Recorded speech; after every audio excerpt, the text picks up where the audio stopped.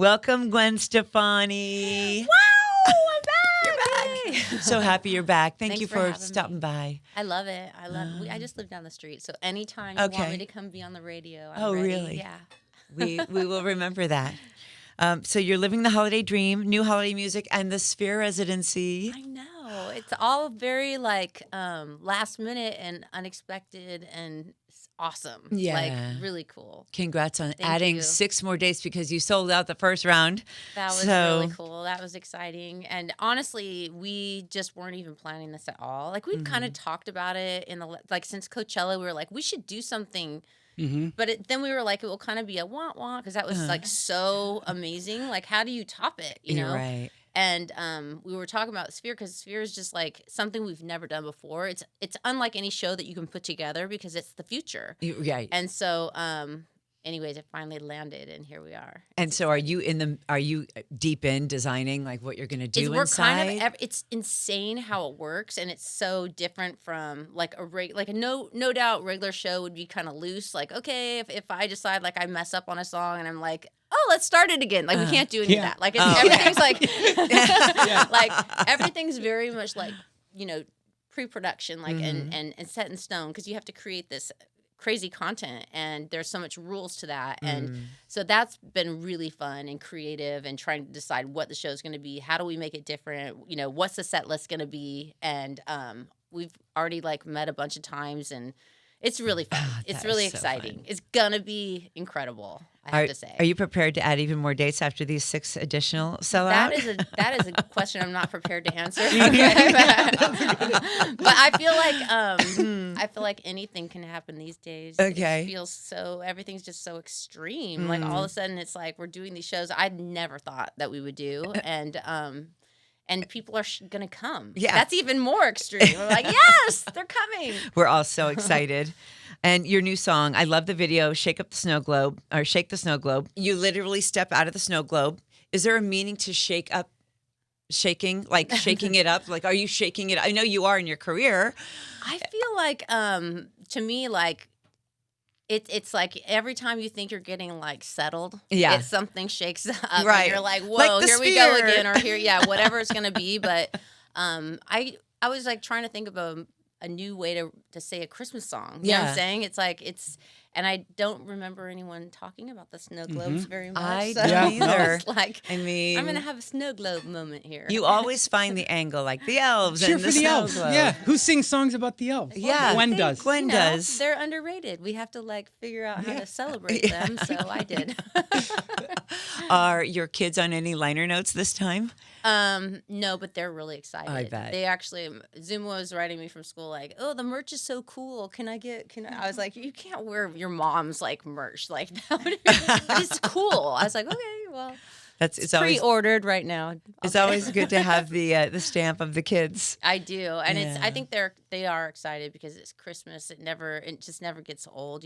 Apollo was like 50 days till Christmas, Mom. This is a couple days ago. It's like, really? Oh my gosh. But no doubt tickets, I think, are a really good Christmas present. I do too. Vegas, fantastic. Like, who doesn't want that? Yeah. So you're welcome, you guys. And Shake the Snow Globe, whenever you give us a Christmas song, they're forever. Like, do you ever think about that while you're writing it? You think, making this song and you did it for, oh, what fun, and it's the Amazon exclusive. But then, like, do you stop and think, this song will live forever? I think about that all the time, especially when that was my forever dream to do a Christmas record because you kind of know that. Like when Christmas comes around, you feel so nostalgic and you feel so like those songs are part of your life. Like I think regular albums do that as well, but this is like you only get to hear it that one time a year, so it makes it even more like special or something, and you miss it more. You know what I'm saying? Like I can listen to my 80s playlist every single day, but I'm not going to listen to Christmas music every day. So I wanted that, and I knew that I think anybody that writes music would want to have a Christmas hit. Like that's the ultimate, I don't know, win, like in a sense, to be part of people's like Christmas. And so doing the album was amazing, but at a certain point, like I kept adding songs, and then it's kind of like, well, how many times do you go back to this album? But then when I got the call from the movie to actually be like hired to write a song for me. I've never done that before. Like no one's ever hired me to write a song. So and then for this big movie. Yeah, it made me feel really like cool. I don't know. Validated. I was like, my ego is like, oh yeah, I'm a I'm a songwriter. professional, and they want me to write a song, a Christmas song. I think it was like a couple days before I had to go in the studio, and I finally watched it. I was like taking notes, trying to figure out, because I'm not really a creative writer in that way. I usually like write just from like something tragic or deep love, or, you know what I mean? Like it's real, like it happens to me. You know what I mean? So I was like trying to figure out how I could make, and it needed to be up tempo, which is the hardest kind of song to write. Oh, like, okay. You know, slow songs, Christmas, like that whole old fashioned, that's a little easier, you know?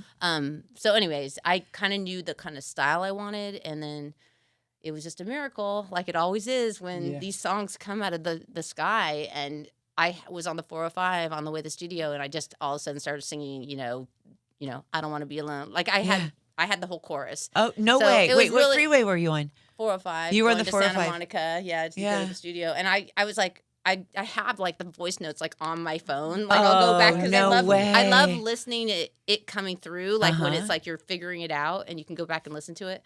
But it was really nice to walk into the studio and be like, okay, I think I got the chorus. And they were like, yeah, you did. And so we just started finishing it. But I love like reviewing how the songs are written, and like that end of that day, we were all really excited about the song. And then they sent it to me when I got home, and I was exhausted. It was like dinner time. I was like, okay, I'm going to listen to this. And I was like, wah, wah. Like I don't know. I was like, this song. I love that you use womp womp. Yeah, I felt like it just wasn't what I thought it was going to be, you know? Because when you're in that creative mode, like, and then you step away, and I was like, it has too many parts, blah, blah, blah.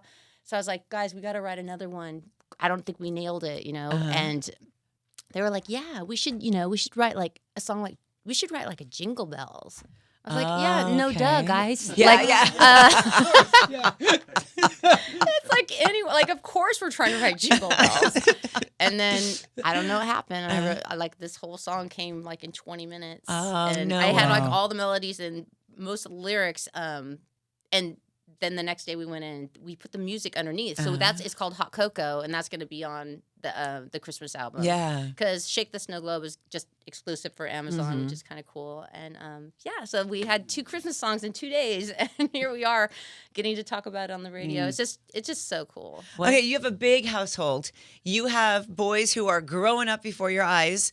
How has Christmas changed now that I've 2 teens and an 11-year-old? It's a lot different. Yeah. I mean, honestly, still super fun. I always say that about being a parent. Like, I always think when I was little, like, I just wanted a baby. Like, I didn't know I was getting a kid, like, or an adult. Yeah. You know what I'm saying? Like, Yeah. I just wanted that, like, baby to take around, my little dolly. But each phase has been even the hard phases have been fun. Do you know what I mean? To watch them. Yes. And so I've really enjoyed, especially thinking I just wanted a girl baby and I got 3 boys, right? 'Cause you think, but I loved being a boy mom, and God knows what he's doing. It's been incredible, and but Christmas is tough because like it's so fun to just buy toys, but then times have changed where like toys don't even matter anymore. Like it's all like games and whatever all those different games they play, and I don't know. It's just it's different. So you find yourself trying to like find like crap to wrap up, and you're like, what? I'm just like, what? It's just gonna end up in the corner, right? But do you still do the thing where you wrap the doors? I do. You do? Yeah. It's gonna be weird because Zuma's like almost 6 feet tall now. I'm like, this is gonna be an odd one, but they're gonna want to do it. Like they don't. Even this year, we were doing Halloween, and I usually do. Ever since like COVID, we started doing this little Halloween party at our house.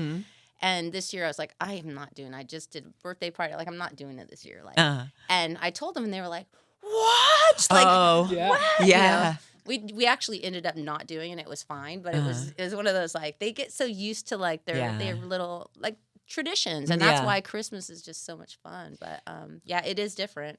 And last you told us about this thing that you bake with the pie crust on the outside. The timpano dome. Yes. Are you still doing that? I think we're gonna do it. Okay. Yeah. I think it's like I'm like, are people getting bored of it or whatever? Because now it feels like it comes around so quickly. Yeah. And I actually do like try to cook every single weekend for my family. We always do Italian, so I was like, should we shake up the snow globe? I don't know, but I think we're probably gonna end up doing it. I'll do a family text vote maybe. Yeah, and find out like everyone can vote, and your guys will say, "Don't change anything. It's tradition." All right, we have a 9-year-old twin. Her name is Izzy, and she has a fan question for you.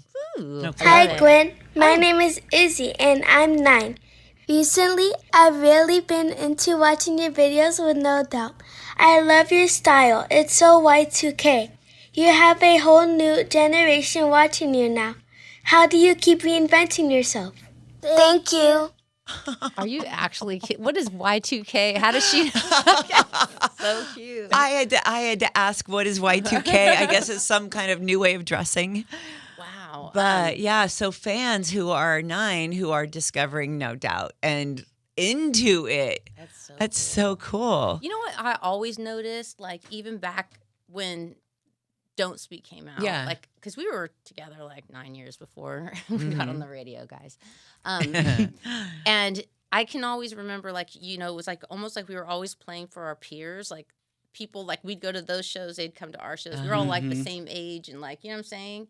And then I remember when Don't Speak came out and it went to this broader level, and I could look out there and I'd see like dads with like their babies on their shoulder. You know what I mean? I was like, whoa, this is getting weird. Like now it's starting to change. Like it's all different ages. And even up until my biggest residency I did a few years ago, which is in Vegas. So you would think it wouldn't be kids Right. coming. And I promise you, like every night there would be little girls, like their parents like dressed them up in the different decades of whatever thing that I was wearing back in the day.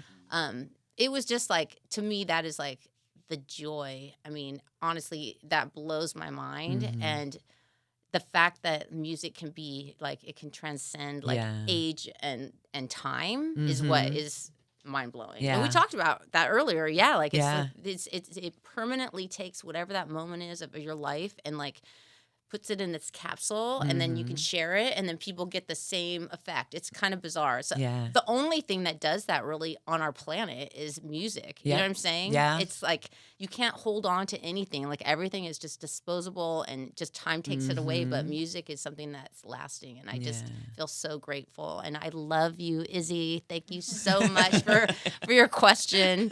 And I better see you in Vegas all dressed up. All right. And with Shake the Snow Globe, another thing that I think is really cool about Forever Music is that for Christmas music, anywhere you go in the world, and you've toured the world many times, they're singing the songs in English. And so even if you're a kid in Russia, you know Silent Night, or you know Shake the Snow Globe, or if you're, you know, in Japan, they're singing the songs in English. And I think that that's another really cool thing is that Christmas music is not only forever, but it's also, it is what it is everywhere. It doesn't really have to be translated. The feeling is there.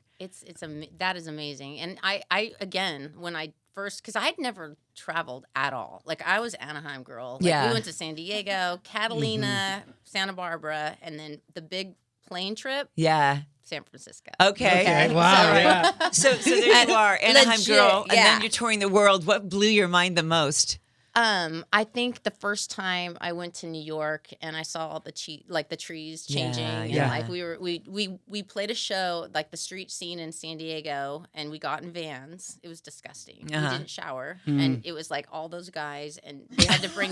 They literally were like, "We got to bring the beer." So they had like, there was no place to put your feet because it's just like, you know, beer underneath every like bench, and greasy windows by the time we got there. Gross. Disgusting. But yeah, I think but that was a car trip.